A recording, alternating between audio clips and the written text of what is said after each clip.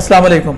Welcome to all of you at Al Noor Anti-Test Preparation, and today is our second lecture on prepositions. So let's start the lecture.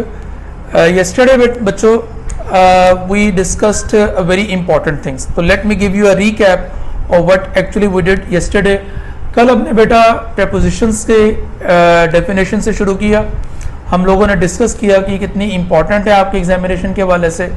फिर हम लोग आए prepositions और adverb particles के बीच में हमने जो फ़र्क था वो जाना, और फिर मैंने आपको बताया कि इसमें नेचर ऑफ एरर्स क्या हो सकती हैं. ओमिशन ऑफ preposition हो सकता है, कमीशन ऑफ preposition या रॉन्ग preposition. ठीक हो गया. उसके बाद हमने डिस्कस किया कि टाइप्स क्या हैं prepositions की. तो prepositions की मेनली जो है वो 2-3 टाइप्स हैं, जिसमें एक तो prepositions ऑफ टाइम है जिसको टाइम prepositions भी कहते हैं, फिर प्लेस prepositions हैं, और इसके साथ साथ आपकी prepositions ऑफ मूवमेंट हैं. तो कल हमने टाइम prepositions को डिस्कस किया, तो साथ में हमने कुछ प्लेस prepositions को डिस्कस किया. इसमें अबव और ओवर का फ़र्क हमने जाना, अबव और अक्रॉस का, ओवर और अक्रॉस का फ़र्क जाना. ये सारी चीज़ें हैं. तो इसको हम एंड पे दोबारा सारे को रिकैप करेंगे. तो हम आगे चलते हैं. आज हम शुरू कर रहे हैं अंडर और बिलो और बीनीथ जो है वो, इनको हम सीखेंगे आज. और ये भी बेटा प्लेस prepositions हैं. तो अंडर के मुतालिक आप ये जान लें कि अंडर जो वर्ड है ना, it is opposite to over. Over जो है वो किसके लिए यूज़ करते हैं आप? ओवर यूज़ करते हैं हायर दैन. और फिर ओवर जो है वो यूज़ होता है जब कोई चीज़ किसी चीज़ के ऊपर हो डायरेक्टली. जब कोई चीज़ किसी चीज़ के डायरेक्टली ऊपर हो तो इसके लिए ओवर यूज़ करते हैं. बिल्कुल इसी तरह अगर कोई चीज़ किसी चीज़ के डायरेक्टली नीचे है तो इसके लिए क्या यूज़ करेंगे हम? अंडर. क्लियर हो गया? तो ओवर का जो एंटोनिम है ना वो अंडर है जी. क्लियर है? और इसके साथ साथ कल हमने बात की थी कि ओवर जो है वो हम यूज़ करते हैं कवरिंग के लिए. जब कोई चीज़ किसी चीज़ को ढांप लेती है ना तो हम ओवर यूज़ करते हैं. लाइक ओवर कोट होता है, ठीक है ना. तो ये चीज़ होती है. तो बिल्कुल इसी तरह जब कोई चीज़ किसी चीज़ को ढांपती है और वो उसके नीचे है तो इसे क्या बोलते हैं? अंडर. ठीक हो गया. जैसे अंडर गारमेंट्स होता है, तो ओवर कोट और अंडर गारमेंट्स, इनसे आप ये पॉइंट याद रख लें. फिर कल हमने ओवर के मुताल्लिक ये जाना था कि ओवर को हम यूज़ करते हैं एज के लिए और स्पीड के लिए, और ओवर को आम तौर पर ज़्यादा के लिए भी यूज़ करते हैं, मोर देन. जैसे कल हमने एक एग्जाम्पल की थी कि शी गॉट मोर देन, ठीक है ना, या over 50 likes for on her post. तो क्या था? Over 50 likes. तो ये ज़्यादा के लिए भी यूज़ होता है. बिल्कुल इसी तरह अंडर इसी कॉन्टेक्स्ट में इसका एंटोनिम है, यानी अंडर एज और स्पीड के लिए भी अंडर, और कम के लिए यानी ज़्यादा के लिए मोर देन के लिए ओवर, और कम के लिए अंडर. यानी ये हमने एक चीज़ ये अंडर के मतलब हमने ये जान ली. तो आप देख सकते हैं बोर्ड पे, स्क्रीन पे कि कैसे ये सारा चल रहा है. आपके सामने स्क्रीन शो हो रही है, ठीक है ना. तो ये है जी अंडर का मामला. बिल्कुल इसी तरह बच्चों, ठीक इधर. तो बिल्कुल इसी तरह बिलो जो है, बिलो के मुतालिक अब आप ये जान लो बच्चों कि बिलो जो है ना ये अबव का एंटोनिम है. अबव जो होता है वो भी किसी चीज़ के ऊपर भी होता है, लेकिन अबव जो है वो नॉट डायरेक्टली जो है, मतलब डायरेक्टली आता है, लेकिन प्रेफर हम करते हैं ज़्यादा अबव को एंगुलर फॉर्म में. अगर कोई चीज़ एंगुलर फॉर्म में आपके दाएं बाएं है तो वो क्या है? अबव है.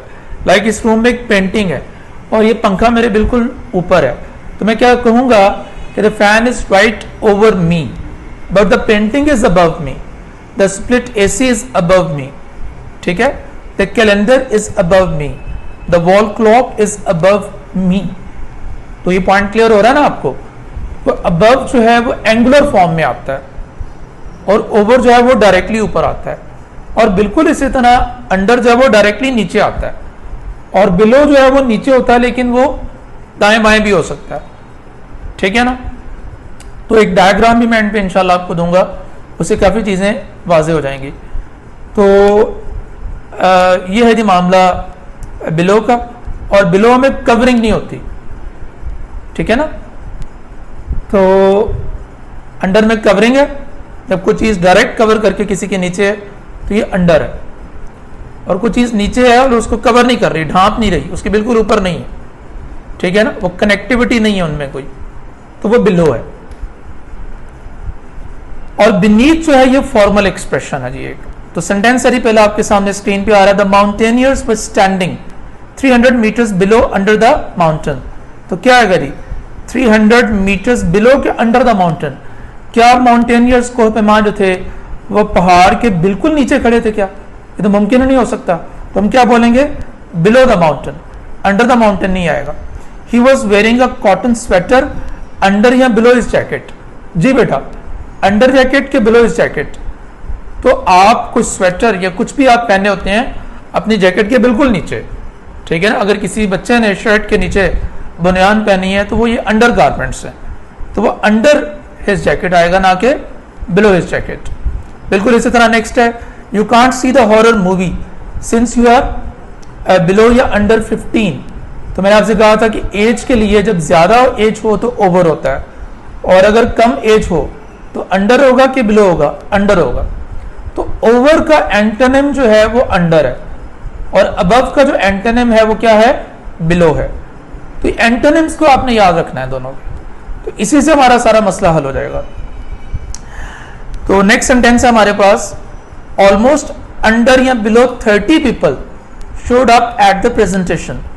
जी, तो अंडर के बिलो 30 पीपल, तो यहां पे हम बात कर रहे हैं लेस दैन, जैसे कल हमने बात किया था मोर दैन, तो over 50 likes.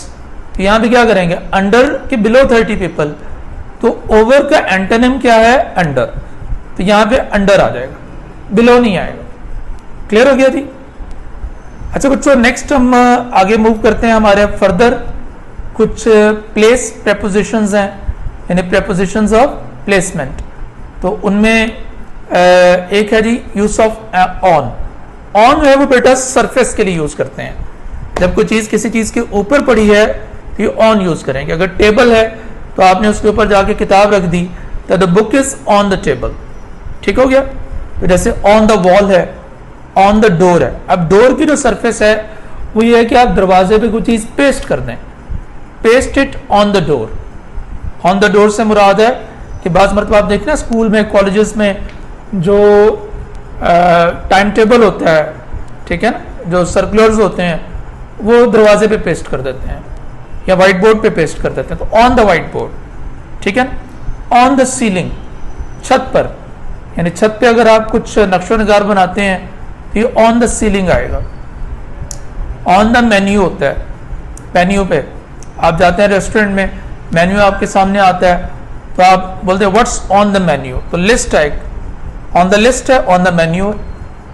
On the covers, जो कवर्स आप बिछाते हैं, ठीक है, खेलने के लिए भी होते हैं, जब बारिश वगैरह होती है उसके लिए भी कवर्स आते हैं। On the covers, on the floor होता है, जो फ्लोर होता है ना, जैसे आई लिव एट फलां building on the first floor in room number 35, तो इस तरह करके बोलते हैं हम। तो पहला सेंटेंस देखें, द पेपर इज ऑन के एट माई डेस्क, तो ऑन माई डेस्क आएगा। एट जो है ये शो करता है एक पॉइंट इन अ पोजीशन को, अभी हम आगे चल के डिस्कस करेंगे एट को। पॉइंट इन अ पोजीशन, यानी एक पोजीशन है, उस पर आप किस पॉइंट पे हैं, वो पोजीशन और पॉइंट का कैनवस आप चाहे बड़ा कर लें चाहे आप छोटा कर लें, ठीक है ना। तो the paper is on my desk, we live on in the 4th floor of this building, तो ऑन आएगा जी। What is that? On the water, पानी पर क्या है। इसी तरह ऑन का हम यूज करते हैं जब हम कोई डिवाइस वगैरह यूज करते हैं ना, तो उसके लिए भी ऑन यूज होता है। He is on the phone होता है, the show will be telecasted on television, she has been on the computer, वो किधर है, वो कंप्यूटर पे काम कर रहा है यानी कर रही है। He is solving the sum on calculator, तो you are using devices. We use on and off for large vehicles, तो बड़ी बड़ी गाड़ियों के लिए हम व्हीकल्स को यूज करते हैं जी, ठीक है, ऑन को यूज़ करते हैं, ऑन और ऑफ को, बड़ी गाड़ियों के लिए। इसी तरह जो स्मॉल व्हीकल्स होता है उनके लिए क्या यूज़ करते हैं, इन, ठीक है ना। जैसे ट्रेन है, प्लेन है, तो इसके लिए हम क्या यूज़ करते हैं, तो शिप है, तो इनके लिए क्या यूज़ करते हैं हम, ऑन। तो शी ट्रेवल्स इन या ऑन द सेम ट्रेन, तो क्या आएगा जी, ऑन।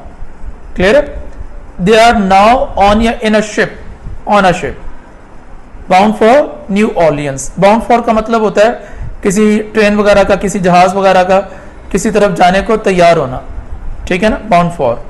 ही बोर्डेड ऑन के इन द शिप, तो ऑन आएगा। This is my first time on the cruise, तो क्या आएगा, ऑन, इन नहीं आएगा।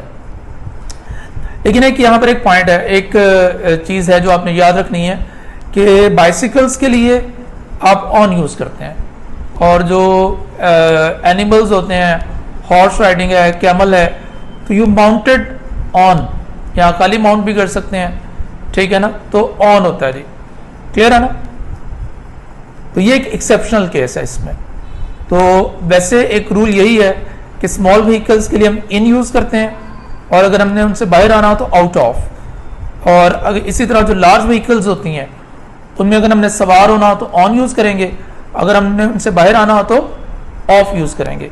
He got off the train, ठीक है ना, he got off the train.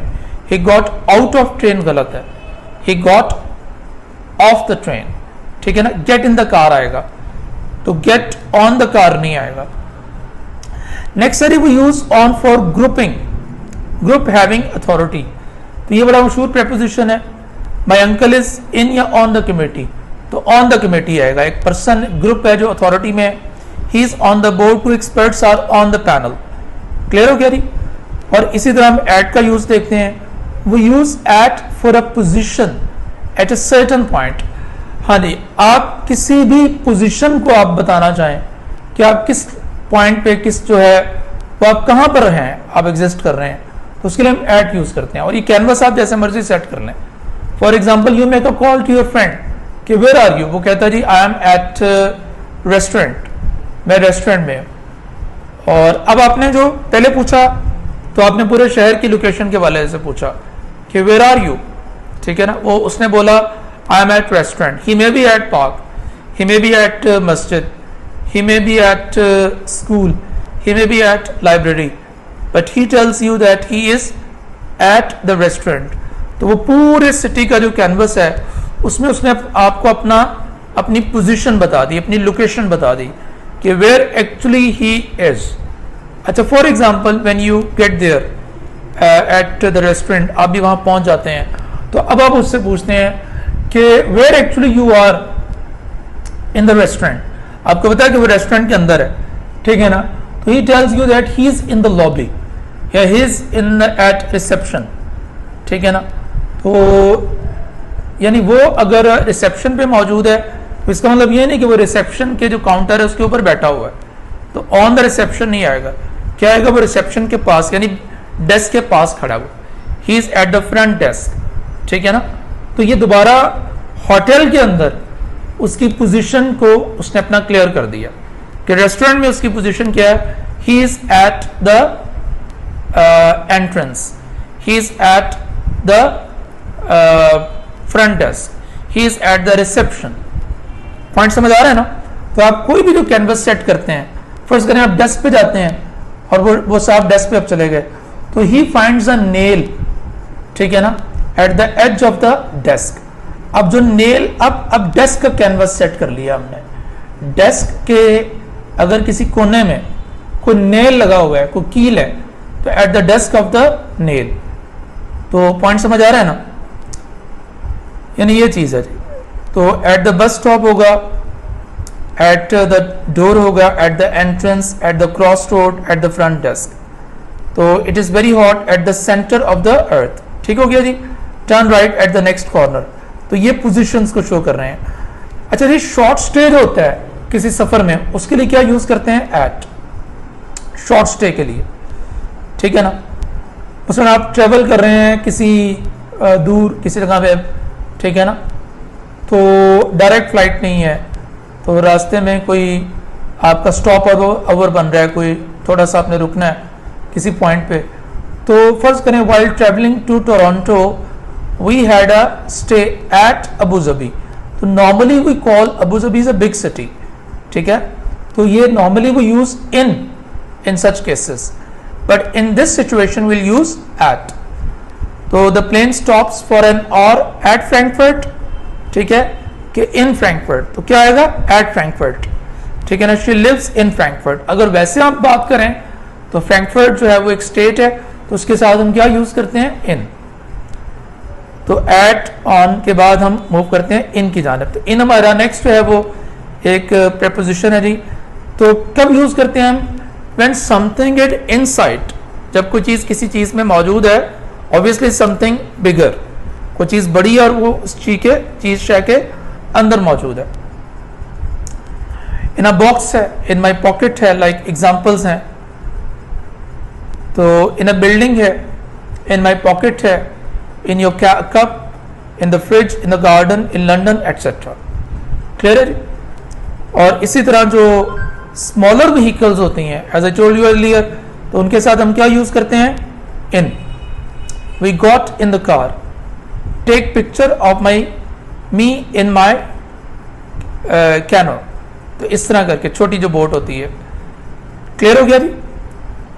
तो ये मामला है जी। Next we move to another point that is review और रीकैप। तो इसको जरा देख लेते हैं जी। रिव्यू ऑफ एट, इन और ऑन, इसमें आपको काफी कॉन्सेप्ट्स क्लियर हो जाएंगे। यहाँ क्वेश्चन आता है कि एट टेबल, ऑन टेबल के इन टेबल, ये तीन एक्सप्रेशंस मेरे सामने मौजूद है, so which one is the correct one.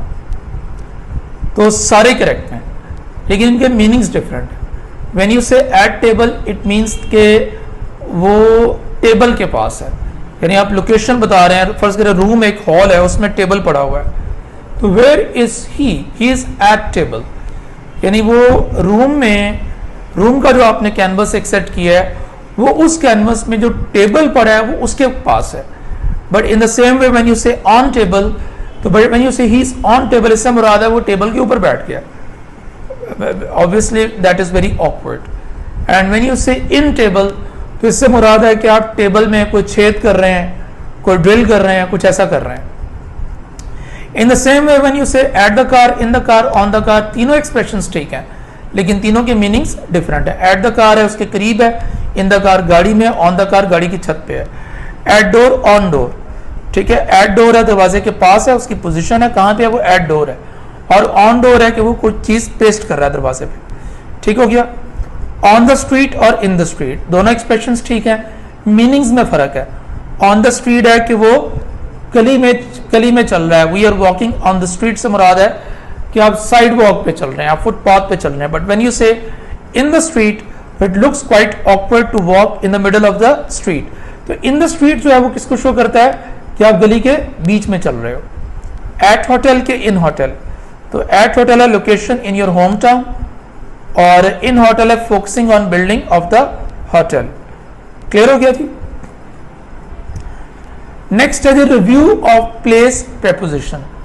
जो प्लेस प्रेपोजिशंस हैं उनका थोड़ा रिव्यू कर लेते हैं। अक्रॉस को हमने सीखा जी। सबसे पहले अक्रॉस का मैंने आपको बताया कि अदर साइड के पार होता है इसका मतलब, लेकिन अक्रॉस किसके लिए आता है, फ्लैट सरफेस के लिए।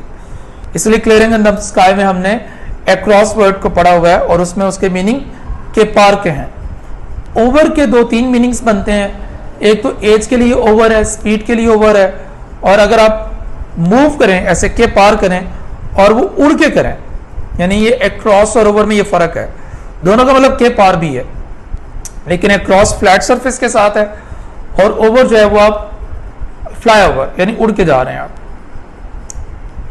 ओवरकोट कवरिंग के लिए आता है ओवरकोट, और मोर देन के लिए ओवर आता है। अबव जो है वो किसका है जी, वो ओवर और अबव में फर्क है।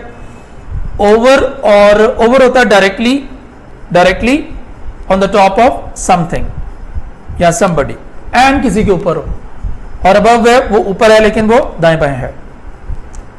और इसमें कवरिंग नहीं होता, कोई चीज किसी चीज के ऊपर है उसको ढांपे नहीं हुई। ओवर में वो ढांपे हुई होती है ऐसे, तो उसको ढांपे नहीं हुई, थोड़ा ऊपर गैप है इसमें। वर्टिकल स्केल्स के लिए, टेम्परेचर के लिए, वेट के लिए, और तमाम मेजरिंग यूनिट्स जो वर्टिकल स्केल से रिलेटेड है उनके लिए क्या यूज करते हैं हम अबव।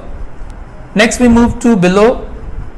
बिलो जो है वो बच्चों नॉट डायरेक्टली लोअर देन, ये डायरेक्टली किसी चीज के लोअर नहीं होता, यानी अंडर है बिल्कुल नीचे, बिल्कुल उसको टच कर रहा है, और या उसके नीचे ऐसे बिल्कुल, ठीक है ना। और बिलो में थोड़ा बहुत दाएं बाएं होता है नीचे, ये इस तरह करके, और बिलो में कवरिंग नहीं होती, और वर्टिकल स्केल्स के लिए बिलो यूज करते हैं।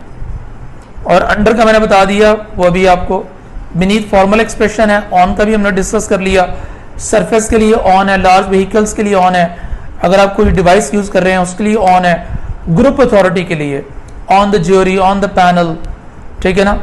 जो पॉइंट ऑन अ लोकेशन, जो पॉइंट होता है किसी भी लोकेशन में, आप उसके लिए एट यूज करते हैं। शॉर्ट स्टे न जर्नी के लिए एट है, इनक्लोज्ड स्पेस के लिए इन है, स्मॉलर व्हीकल्स के लिए क्या है जी, इन है। तो नेक्स्ट हम मूव करते हैं जी प्रेपोजिशंस ऑफ मूवमेंट की तरफ। तो let's begin with two versus towards. तो टू और टूवर्ड्स बच्चों दोनों मूवमेंट की प्रेपोजिशंस हैं। फर्क बेटा ये है कि टू जो है वो डेस्टिनेशन के लिए आता है, ठीक है ना, और टूवर्ड्स डायरेक्शन के लिए होता है।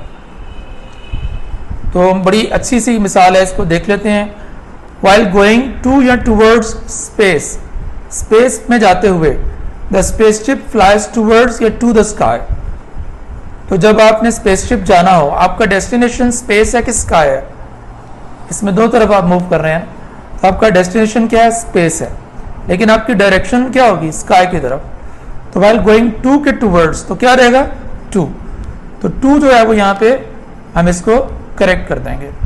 और बिल्कुल इसी तरह जो है वो इसमें जो है वो टूवर्ड्स जो है वो क्या हो जाएगा, ये हमारा करेक्ट ऑप्शन आ जाएगा। क्लियर हो गया जी। तो आप स्काई की तरफ जा रहे हैं। If you want to go to या towards Narayan, you have to travel towards या टू द नॉर्थ। अगर आपने नारायण जाना है तो आपको किस जानब ट्रेवल करना पड़ेगा, नॉर्थ की जानब। तो आपका डेस्टिनेशन क्या है, नॉर्थ है कि नारायण है, तो ऑब्वियसली आपका डेस्टिनेशन क्या है, नारायण है, ठीक है ना। तो ये टू आ जाएगा, और टूवर्ड्स क्या आ जाएगा, ये आपका डायरेक्शन हो जाएगा। नेक्स्ट हम मूव करते हैं जी on to, in to, off और थ्रू। तो ये भी एक सारी कौन सी प्रेपोजिशन है, मूवमेंट की प्रेपोजिशंस है। इन और ऑन में फर्क है। पहली तो इन और ऑन मैंने आपको बता दिया कि इन जो है वो इनक्लोज्ड स्पेस के लिए आता है, ऑन सरफेस के लिए, लार्ज व्हीकल्स के लिए ऑन यूज करते हैं हम, ठीक है ना। इसी तरह इन टू और ऑन टू में फर्क है।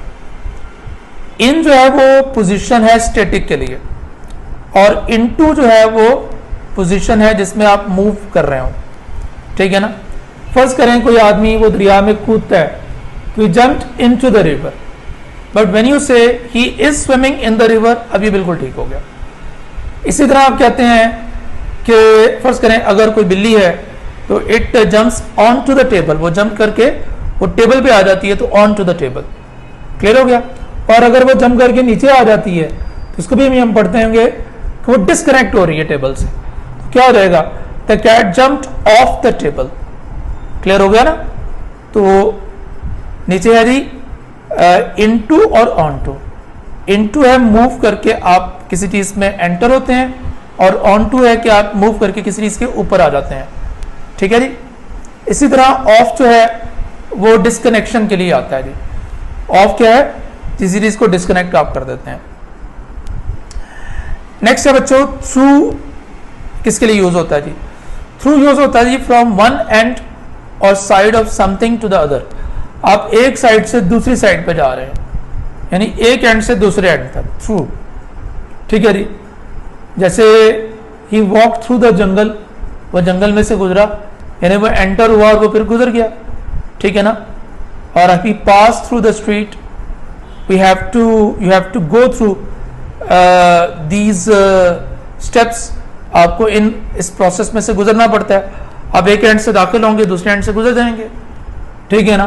तो ये मटेरियल और एब्स्ट्रैक्ट दोनों फॉर्म में यूज हो सकता है थ्रू, यानी फिजिकल फॉर्म में आप किसी चीज में दाखिल हों और गुजर जाएं तब भी थ्रू, और आप फिगरेटिवली आप किसी चीज में एंटर होते हैं और गुजरते हैं, आपको किसी मरहले में से गुजरना पड़ता है, कोई प्रोसेस है, ठीक है, कोई कार्रवाई है, ठीक है ना, उसको पूरा करना पड़ता है तो थ्रू आ जाएगा। अराउंड और अबाउट नेक्स्ट आर प्रेपोजिशंस। ये बच्चों मूविंग या सराउंडिंग इन अ सर्कुलर वे, जब आप किसी चीज को सर्कुलर वे में आप उसके गिर्द मूव करते हैं या आप उसको आप दायरे में ले लेते हैं, तो this is what you call around और अबाउट। तो sentence the Tom is on या इन द रूफ, तो बिल्ला जो है वो टॉम कैट का जो है वो मैस्कुलिन है, तो ऑन द रूफ के इन द रूफ, तो ऑन द रूफ आएगा जी। How did he get on to या इन टू द रूफ, ये टॉम पहुंचा कैसे छत पे, तो ये क्या देगा ऑन टू द रूफ। इसी तरह जी स्लीम जंप्ड इनटू या इन द रिवर, तो स्लीम ने दरिया में कूदा, वो छलांग लगाई उसने, तो वो मूव किया ना, तो जब मूव करेंगे तो बेटा क्या रहेगा इनटू, तो इनटू हमारा यहाँ पे करेक्ट ऑप्शन है, ठीक है।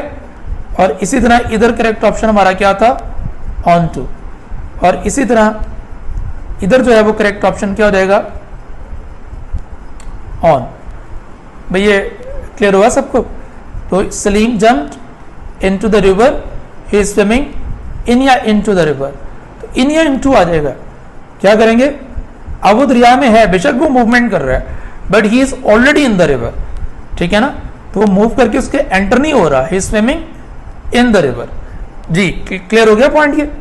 Next, the stunt man jumped off या out of the van roof acrobatically, तो स्टंट मैन जो था वो वैन की छत से कूद गया, ठीक है, तो वो डिस्कनेक्ट हुआ ना, वो जब आया था छत पे ऊपर जंप लगा के, तो he jumped on to the roof. अब वो जब वो उससे जा रहा है तो जंप्ड ऑफ द रूफ, तो क्या रहेगा जी ऑफ, इसमें हम ऑफ को ओके कर लेंगे। Sewage from all sections of city is carried through seal pipes. जी, तो sewage from all sections of the city is carried through के across क्या आएगा through, क्योंकि वो seal pipes में से ले जाते थे, यानी वो एक एंड से वो सारा sewage जो था वो वेस्ट वाटर वेंटर होता था और डिस्पोजल प्लांट्स तक वो ट्रेवल करता था। टू जो है वो उनकी डेस्टिनेशन है, तो एक प्रेपोजिशन डेस्टिनेशन का भी यहाँ पे आ गया। अच्छा बच्चों, ये थी हमारी types of prepositions. We have gone through all types of prepositions, time prepositions, place prepositions और प्रेपोजिशंस ऑफ मूवमेंट। तो अब हम शुरू करते हैं इसके रूल्स को। कुछ रूल्स हमने कल किए भी थे, जो आज भी सारी मैंने चीज़ें बताई हैं। ऑब्वियसली दे वर रूल्स, ठीक है, ये ज़रूरी नहीं कि जब तक हम रूल का लफ्ज़ नहीं लिखेंगे तो आप तब तक उसको रूल नहीं मानेंगे।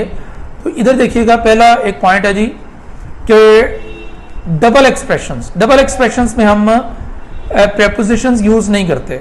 ओमिशन ऑफ प्रेपोजिशन को हम उड़ा देते हैं, ओमिट कर देते हैं, छोड़ देते हैं। तो प्रेपोजिशंस को हम लीव आउट करते हैं। कब लीव आउट करते हैं, जब डबल एक्सप्रेशंस आ जाएं। तो यहाँ जो ये पॉइंट है डबल एक्सप्रेशंस का, ये आपने याद रखना है जी, ठीक है। तो मैन वुमेन है, जैसे हस्बैंड एंड वाइफ है, ठीक है ना, तो ब्रेड एंड बटर है, आम एंड आम, ठीक है ना, तो यानी ये चीज़ है। क्लियर हो गया ना। ही वर्क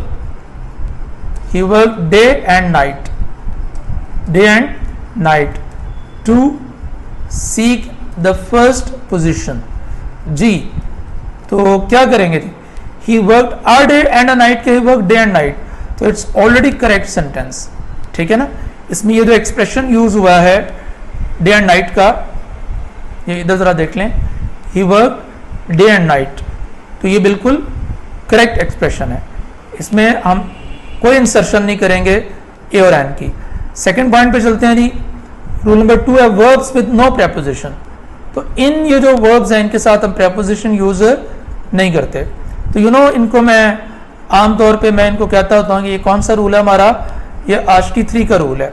याद है ना आपको पॉइंट, तो ये इसको आपने याद रखना है कि इसको मैं लिख देता हूँ कि ये आशिकी 3, ये आशिकी 3 का रूल है और इसको आपने भूलना नहीं है, ठीक है ना। तो इन जो वर्ड्स हैं इनके साथ हम प्रेपोजिशंस यूज नहीं करेंगे। तो ये है जी वो क्लस्टर। तो अभी आशिकी कैसे है ये मैं थोड़ा आपको एक्सप्लेन करता हूँ कि देखें, for example when you fall in love with somebody, तो you make an ideal picture in your mind, तो रिजेंबल जिसे आप कहते हैं, and then you reach him और हर, देन यू हीट, तवज्जो देते हैं आप एक दूसरे पे, लाइक हिम और हर, यू अप्रोच हिम और हर, यू रिक्वेस्ट हिम और हर, और शुरू में ओबे, पहले आप, ये बहुत होता है। लव, ठीक है ना, डिस्कस करते हैं आप, बातचीत, ठीक है ना। फिर ऑब्वियसली आपकी वो शादी वादी होती है और वो वीर मेरा कोड़ी चढ़िया, माउंट ऑन, ठीक है ना। माउंट के बाद प्रेपोजिशन नहीं यूज़ करेंगे, माउंट का मतलब गेट ऑन, सवार होना। मैरी, शादी होना, ठीक है। ऑर्डर, तो शादी से पहले तो पहले आप होता है, तो बाद में फिर एक दूसरे पे हुक्म चलते हैं। लैक, फिर कम समझ आती है कि भाई इसमें क्या कमी है और इसमें क्या कमी है। वेट, फिर आप एक दूसरे को अवॉइड करते हैं, बचते हैं।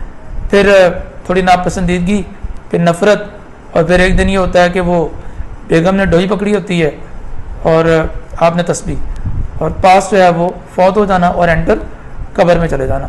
ये जो सारे वर्ड्स हैं ये एक मूवी का एक स्क्रिप्ट है, ठीक है, लव टेल है ये।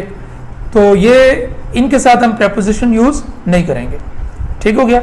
We discussed about the solution to the mayhem, तो सोल्यूशन के बाद हमेशा टू आता है, ठीक है ना। तो क्या आएगा जी, डिस्कस्ड अबाउट कि डिस्कस्ड, ये करेक्ट है कि इनकरेक्ट है, इट्स इनकरेक्ट। तो इसमें क्या आ रहा है जी, इसमें हम अबाउट को क्या कर देंगे, एलिमिनेट कर देंगे, इसको हम उड़ा देंगे यहाँ से, ठीक है ना। तो ये तब ये सेंटेंस ठीक हो जाएगा। नेक्स्ट पॉइंट में मूव करते हैं जी, time expressions beginning with determiners. Determiner वो वर्ड्स होते हैं जो किसी नाउन से पहले लगते हैं और उसको डिटर्मिन करते हैं। ये जो वर्ड होते हैं next, last, this, that, one, every, each, some, any, etcetera, ये सब डिटर्मिनर्स हैं। तो डिटर्मिनर्स जो हैं वो ये हैं जी। तो नेक्स्ट हम मूव करते हैं जी कि पहला सेंटेंस देखें, on the next day he was in bed, अगले दिन वो बिस्तर पे पड़ गया with bronchitis and stayed there till after Christmas. तो इसमें आप देख सकते हैं कि ये आपके सामने क्या लिखा हुआ है, द नेक्स्ट डे, ठीक है ना। तो द नेक्स्ट डे जो है ये नेक्स्ट आपके सामने डिटर्मिनर है और ये डे उसका नाउन आ गया, तो नाउन और फिर उसका डिटर्मिनर, और ये ऑन है जी। तो ऑन यहाँ पे हम नहीं आएंगे जी, ऑन को हम उड़ा देंगे और हमारा सेंटेंस बिल्कुल ठीक हो जाएगा, यानी इसको हम करेक्ट कर लेंगे द नेक्स्ट डे, ठीक हो गया जी। तो द नेक्स्ट डे करेक्ट हो जाएगा। ये टिप्स में से है जी sentence, those who knew him will be sorry to hear that he was killed on last week on the western front. तो again a sentence from tips, तो on नहीं आएगा जी, लास्ट वीक काफ़ी है, ठीक है। ये जो क्लस्टर है आप देख रहे हैं, लास्ट वीक, नाउन और डिटर्मिनर ये इकट्ठे आ गए, डिटर्मिनर और noun. On every Sunday night, तो इधर ही फैसला हो गया, ऑन एवरी संडे नाइट, तो ये डिटर्मिनर है एवरी, ये आ गया, लिहाजा हम ऑन यूज नहीं करेंगे, इसको हम एलिमिनेट कर देंगे। क्लियर हो गया जी। बट ऑन एवरी मॉर्निंग, तो ये भी इधर से क्लियर हो गया, ऑन एवरी मॉर्निंग, ये हमारा चूंकि डिटर्मिनर और नाउन का एक क्लस्टर है तो ऑन नहीं आएगा। ऑन द नेक्स्ट मॉर्निंग, तो इधर भी हम ऑन को क्या कर देंगे, एलिमिनेट कर देंगे। जी बच्चों, बात समझ आ रही है सबको। तो ये जो केसेस हैं इनमें हम प्रेपोजिशंस यूज नहीं करते, यानी जो डिटर्मिनर्स हैं next, last, this, that, on, previous, इनके साथ हम कोई भी जो है वो प्रेपोजिशन यूज नहीं करेंगे। नॉइज बहुत आ रही है, दरवाजा बंद करना पड़ेगा। अच्छा जी, रूल नंबर 4 है जी नेक्स्ट के टू का हम ड्रॉप करते हैं बेटा लफ्ज होम से पहले। जब भी होम का वर्ड आता है ना तो हम टू को ड्रॉप कर देते हैं। He plans to go to home या गो होम ऑन संडेज। जी बच्चों, तो he plans to go to home के गो होम, तो होम से पहले हम टू को ड्रॉप करते हैं, तो असल एक्सप्रेशन फिर क्या रहेगा, गो होम। तो ये हमारा करेक्ट एक्सप्रेशन है। टू गो होम जो है वो उसको हम एलिमिनेट कर देंगे। Since the boy was absorbing too much poison to permit proper application to his college work, we had to ask him to go to home, to go home. तो कौन सा एक्सप्रेशन करेक्ट हो जाएगा, go home. तो to go home गलत है जी। I would walk home के वॉक टू होम, तो ऑब्वियसली वॉक होम जो है वो करेक्ट एक्सप्रेशन है जी। क्लियर हो गया। इसी तरह अनटिल और बाय में फर्क जो है वो आप जान लें, ये थोड़ा कॉम्प्लिकेटेड है, इसको आप तवज्जो से जरा समझेंगे। देखिए, until is used to talk about how long a situation continues, ठीक है। We may expect change after until. For example आप कहते हैं कि do this by 5 o'clock and do this until 5 o'clock, ठीक है। इस काम को आप करें बाय 5 o'clock, तो बाय 5 o'clock से मुराद है कि आपने 5 से पहले पहले करना है। वो 3 भी हो सकता है, 4 भी बज सकते हैं, ठीक 5 बजे भी हो सकता है, but not let then 5 o'clock। 5 o'clock से आप आगे नहीं जाएंगे, 5 o'clock लिमिट है आपकी, तो ये बाय आ गया। जैसे जो चीज़ों की एक्सपायरी होती है तो उसके साथ आपको लिखा जाता है कि you can use it by 20th of May, तो ये ब्रेड है या 20 मई तक यूज कर सकते हैं। आप 18 को भी खा सकते हैं, 19 को भी, 20 को भी, लेकिन बेहतर है कि 21 को आप ये ना खाएं, ये खराब हो जाएगी, स्टेल हो जाएगी, ठीक है ना। लेकिन अनटिल का मामला जो है वो कुछ डिफरेंट है। तो व्हेन यू से डू दिस एक्टिविटी अनटिल 5, तो इससे मुराद है कि 5 तक तो आप करें, अगर आप ये नहीं करते तो आगे कुछ और हम करने जा रहे हैं, कुछ चेंज एक्सपेक्ट कर रहे हैं वो, ठीक है ना। तो पहला सेंटेंस देखें नहीं, by is not later than, ये डेडलाइन के लिए आता है, और अनटिल है कि यहां तक आपने इसको कंटिन्यू करना है बस। He will be working until 11 o'clock, यानी 11 बजे तक आपने काम करते रहना है, 11 बजे तक आपने इसको कंटिन्यू रखना है। यानी do this bye until 5 o'clock से मुराद है कि 5 तक आपने करते रहना है इसको। अगर आपने ये नहीं करना कि आप 5 से पहले अगर आपने 3 बजे कर लिया तो आप कहेंगे बस मैंने फिनिश कर लिया इसको, नहीं, आप इसको 5 तक कंटिन्यू करेंगे। क्लियर है ना। और बाय 5 o'clock से मुराद है कि लिमिट आपने सेट कर दी, चाहे आप 3 बजे खत्म कर दें, 4 बजे खत्म कर दें, लेकिन 5 से लेट नहीं आपने करना। क्लियर हो गया। पहला सेंटेंस है the milk is usable by 15 के अनटिल 15th of May, तो 15 मई तक आपने इसको यूज करना है, तो आप कर सकते हैं, 15 मई से बाद नहीं। तो करेक्ट ऑप्शन क्या रहेगी, बाय। तो इसको हम हाईलाइट कर लेते हैं। You concentrate on your lecture until या बाय योर एग्जाम्स, तो क्या करेंगे, एग्जाम्स तक आपने कंटिन्यू करना है, एग्जाम्स के बाद आप रिलैक्स हो सकते हैं, ठीक है ना। तो क्या बेहतर है जी, आफ्टरवर्ड्स यू में रिलैक्स, बाद में आप रिलैक्स कर सकते हैं, ठीक है ना। तो आपने चूंकि इसको कंटिन्यू रखना है तो क्या बेहतर है जी, अनटिल योर एग्जाम्स, एग्जाम्स खत्म हो जाए आप बाद में रिलैक्स हो जाए। यानी अनटिल ये है कि सिचुएशन को कंटिन्यू रखना है आपने एग्जाम्स तक।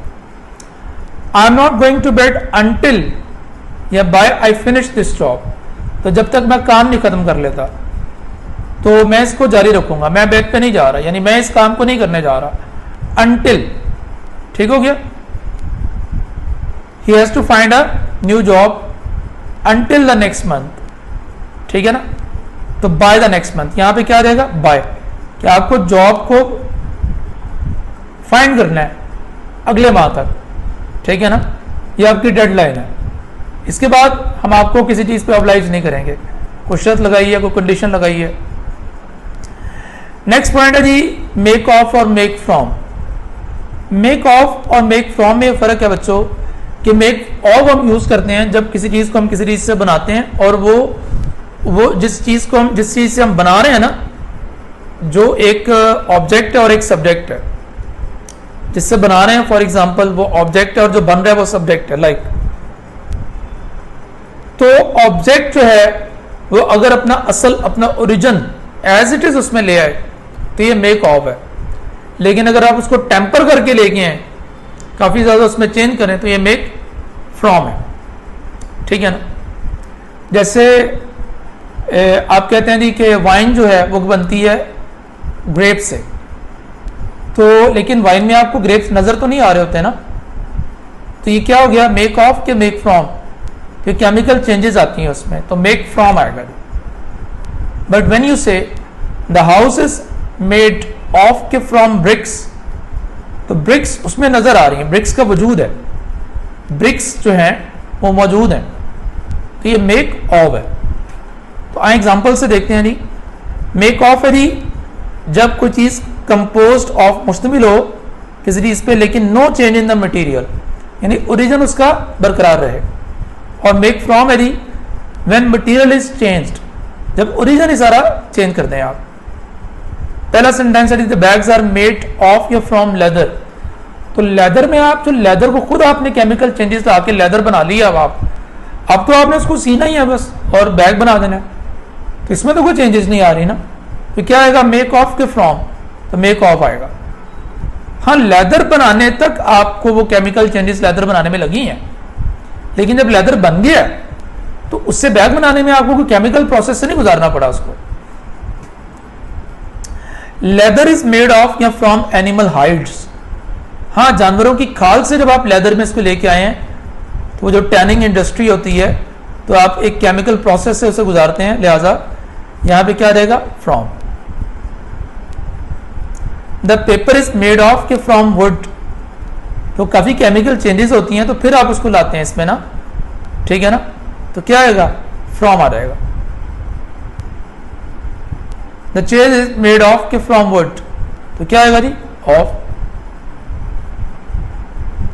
चीज इज मेड ऑफ के फ्रॉम मिल्क, तो ये केमिकल चेंजेस आती हैं, फ्रॉम आएगा। The house is made of के फ्रॉम ब्रिक्स, तो ऑफ आ जाएगा, ओ एफ, ऑफ, इसको ऑफ भी कहते हैं। The shirt is made of cotton, बिल्कुल ठीक है, ये सेंटेंस ऑलरेडी करेक्ट है क्योंकि कॉटन जो है वो विजिबल है।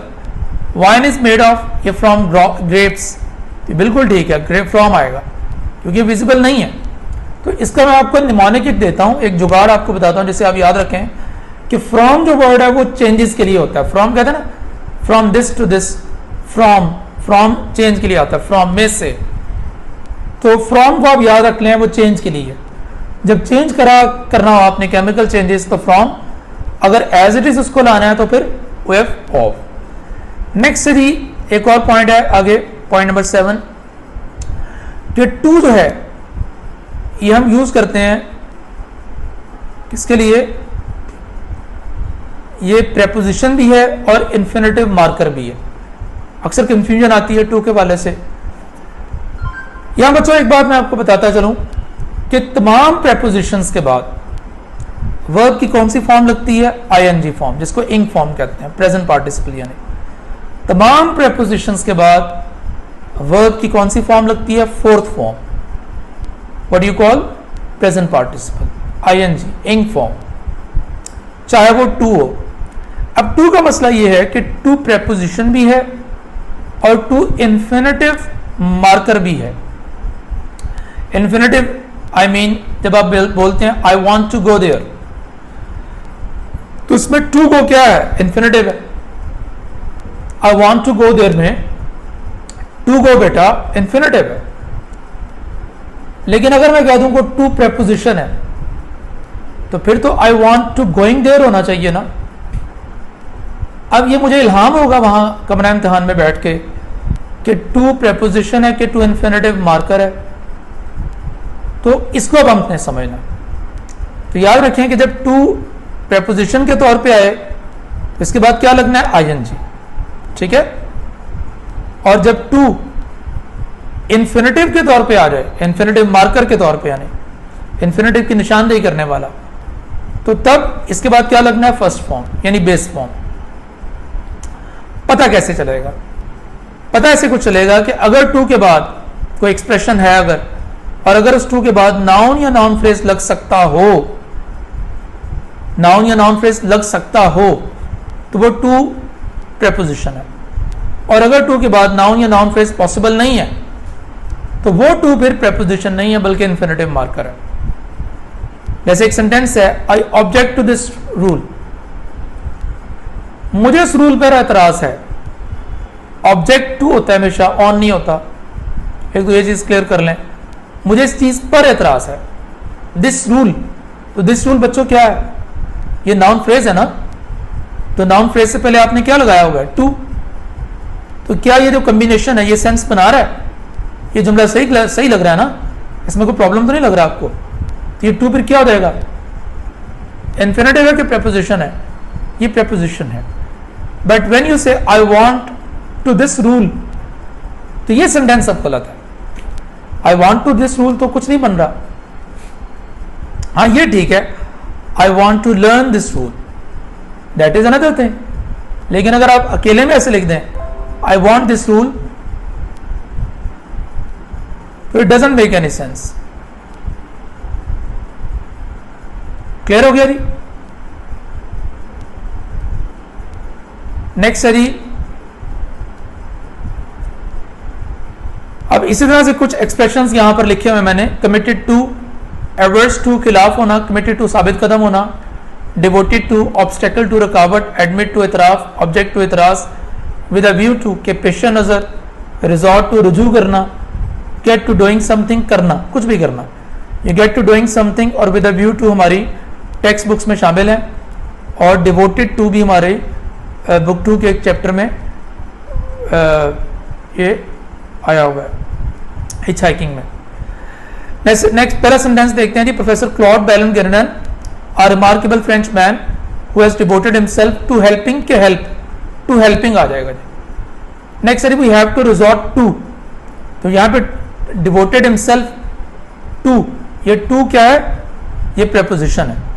उसकी रीजन ये है कि आप डिवोटेड टू के साथ कोई भी जुमला बना दें। मिसाल अगर मैं बोलूं कि I am devoted to my task, तो यहाँ पे to my task noun phrase आपने लगाया, क्या ये सेंस ठीक बना रहा है ना? लिहाजा टू ये क्या है? प्रेपोजिशन है, ठीक है ना? अगर आप यहाँ पे ये भी खत्म कर दें devoted himself to the 12 people, तो ठीक है। लेकिन अगर हमने वर्ब लगाना है तो क्या लगेगा? हेल्पिंग, तो हेल्पिंग करेक्ट हो जाएगा, यहाँ पे हेल्प खत्म हो जाएगा। We have to resort to contaminated water of village, तो ये बिल्कुल सेंटेंस ठीक है। हमें गांव के जो थोड़ा कंटेमिनेटेड वाटर है उसे पीना पड़ता है, तो रिजॉर्ट टू। अब ये जो टू है इसको हमने फैसला करना है कि प्रेपोजिशन है कि इन्फिनेटिव मार्कर है। तो देखें ना, कंटेमिनेटेड वाटर, ये नाउन आपने लगा दिया ना, तो ये सेंटेंस ठीक बन रहा है ना? इसमें कोई गड़बड़ तो नहीं है? कोई गड़बड़ नहीं है। तो लिहाजा बच्चों ये टू क्या हो गया? फिर ये प्रेपोजिशन है कि इन्फिनेटिव है? It's a preposition. अब चूंकि प्रेपोजिशन है तो अगर इसी सेंटेंस को मैं ऐसे लिखूं, we have to resort to drink, अब ये सेंटेंस क्या है? गलत है कि ठीक है? ये गलत है, तो मुझे ड्रिंक नहीं लिखना, मुझे क्या लिखना है? ड्रिंकिंग। अब ड्रिंकिंग के साथ ये सेंटेंस क्या हो जाएगा? बिल्कुल करेक्ट हो जाएगा जी। क्लियर है? इसी तरह हम आगे मूव करते हैं। Lack of funds is a major obstacle to my project, तो ऑब्स्टेकल टू रुकावट होना, तो क्या करेंगे? Obstacle to my project. ये सेंटेंस ठीक लग रहा है ना? ये इस टू के बाद आपने नाउन फ्रेज लगाया है, ये आगे माई प्रोजेक्ट नाउन फ्रेज है, क्या ये सेंस ठीक बन रहा है ना? बिल्कुल ठीक बन रहा है। इसका मतलब है टू यहाँ भी क्या है? प्रेपोजिशन है। लेकिन अगर इसी सेंटेंस को मैं ऐसे कर दूं कि lack of funds is a major obstacle to execute my project, इस प्रोजेक्ट को एक्सिक्यूट करने में लैक ऑफ फंड्स बहुत बड़ी रुकावट है, तो अब एक्सिक्यूटिंग आएगा कि एक्सिक्यूट आएगा? एक्सिक्यूटिंग आ जाएगा। पॉइंट क्लियर हो गया जी? तो that was all until now. एक छोटा सा आपसे डायग्राम अभी शेयर करता हूं मैं, उसको जरा आप गौर से देखें, तो इसमें आपके लिए बहुत कुछ है, तो इसको जरा हम अच्छे से देखते हैं। इससे प्रेपोजिशंस की काफ़ी चीज़ें हमें समझ आ जाएंगी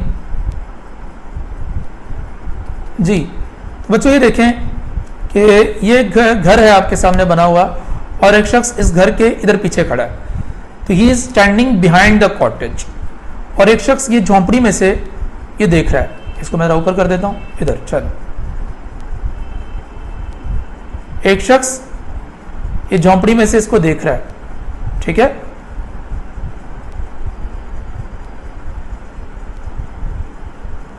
तो ये क्या हो जाएगा जी? He is peeping through, peeping through, तो ये थ्रू आ जाएगा साथ में, ठीक है ना, clear, through, he is peeping through the window. और एक शख्स जो है वो ये घर के सामने की तरफ मुंह करके खड़ा है, तो standing in front of the, जब आप फेस टू फेस खड़े हो ना आमने सामने, ये इन फ्रंट ऑफ होता है, क्लियर है। फर्ज करें ये वर्म्स जो हैं, वर्म्स ये नीचे जमीन में, ये जो वर्म्स हैं या जो सपोली है, सांप, जो भी कुछ कह लें, तो ये मूव कर रहे हैं नीचे जमीन में, तो they are right under the cottage. लेकिन कुछ वर्म्स इस तरफ हैं, तो they are below the cottage, they are not right under the cottage. Under मैंने कहा था जब डायरेक्टली किसी चीज के नीचे हो, तो ये डायरेक्टली नीचे हैं, ये जो है वर्म्स इसके डायरेक्टली नीचे हैं, लेकिन ये वर्म्स परली तरफ है, थोड़ा एंगुलर फॉर्म में है, तो ये बिलो है, क्लियर हो गया। इसी तरह अगर कोई शख्स यहां से फुटबॉल जो है वो लेता है और फुटबॉल को किक करता है और फुटबॉल वो ऊपर इधर आता है, तो ये ऑन टू द रूफ है, football is on to the roof, ऊपर आ गया, ठीक हो गया। और ये पॉइंट है जी। इसी तरह अगर कोई शख्स जो है, ये वैन है, अगर एक खड़ी है इधर घर के पास ही, तो एक शख्स वैन में बैठा हुआ है, तो ही इज इन वैन, और एक शख्स जो है वो वैन के साथ सहारा लेके ये खड़ा है यहाँ पे, आप देख सकते हैं ना, एक शख्स सहारा लेके खड़ा है, तो सपोर्ट के लिए वो अगेंस्ट, वो फोर्स अपनी यूज कर रहा है, क्या हो जाएगा, अगेंस्ट। हाँ, अगर गाड़ी के वो पास खड़ा है, जिसको बिसाइड भी कह सकते हैं, standing beside the van, he standing against the van. अगर कोई शख्स यहां पे खड़ा है, तो स्टैंडिंग ऑन द वैन, लेकिन अगर वो जंप करके नीचे आता है, तो ये jumped off the van, clear, and he standing at the van या बिसाइड द वैन, ये भी बिसाइड है, क्लियर है। इसी तरह अगर कोई जो सूरज है वो बिल्कुल कॉटेज के घर के ऊपर आ जाता है, तो it's over the cottage, it's not above the cottage. Above है, अबव दोनों के लिए यूज करते हैं। अबव आप ये कह लें कि बड़ा वर्ड है, और ओवर जो है वो उससे थोड़ा सा लिमिटेड है, यानी ओवर में हम स्पेसिफाई कर देते हैं कि कितना ऊंचा, बिल्कुल ऊंचा, बिल्कुल आपके ऊपर, क्लियर हो गया ना, तो ये ओवर आ जाएगा।